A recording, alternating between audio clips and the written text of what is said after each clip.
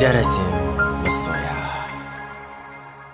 Yaudara a soyayya abun da ya ruwan dare ne, ba ga mazan ba, ba ga matan ba. Kowane ɓangare na maza da matan suna taɓa wancan halaye na yaudara a soyayya, kuma suna fuskantar hakan ne daga abokan zamansu. To amma shin wai menene yake kawo yaudara a soyayya?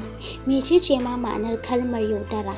Yaudara ita ce hali na ɓoye gaskiya da niyyar cuta ko zambar wani. A lokuta da yawa maza su ke sakin jiki har mata su yaudare su, ko kuma su mata suke sakankancewa har maza su yaudare su a soyayya. Ina ganin za ku yarda da ni idan na ce a duk lokacin da ka ji yaudara to da akwai rashin so da tausayi. A sau da yawan lokuta namiji kan makance akan soyayya har idanunsa su rufe akan haka, ya gaza gane macen da take son shi don abun hannunsa, ko take kula shi kawai saboda rage dare, ko don wani abu da take nema a wajensa, ko macen da take kula shi ba don tana son shi ba sai don kawai ya matsanta mata akan ta so shi, ko macen da take son shi kawai don tana jin daɗin kalamansa ko jin daɗin hira da shi, amma ba don tana son shi ba. Har dai daga baya da zarar ta samu wani da take so ko ta gama cimma burinta a gare shi sai ta guje shi, sai ka ji daga bisani ana mayar da yawo kan cewa ai wancan ta yaudare ni, dama can babu gaskiya a tsakani. Domin gujewa fadawa irin wannan hali, tun da fari akwai buƙatar ka san wasu alamomi da ganin su zai tabbatar maka da cewa tabbas wancan tana son ka da gaskiya,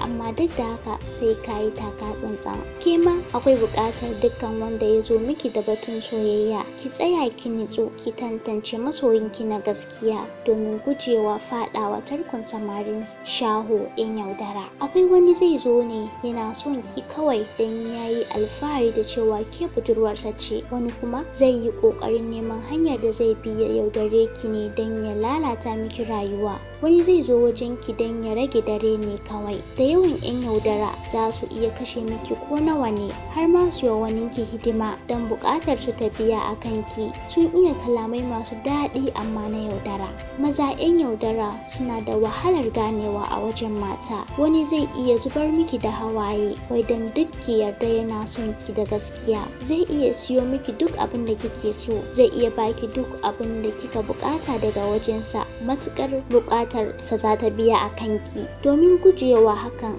ya kamata kike lura da irin kalaman da yawanci ke fita daga bakin su, kike tace na gaskiya da kuma na ƙarya. Kada so ya rufe miki ido, ki gaza tabbatarwa da zuciyarki wane yaudarar ki kawai yake son yi. Bayan kin gano hakan ko alamun hakan sun bayyana ƙarara a zahiri, saboda gudun yin da na sani daga baya, wanka da gari dai baya maganin yunwa.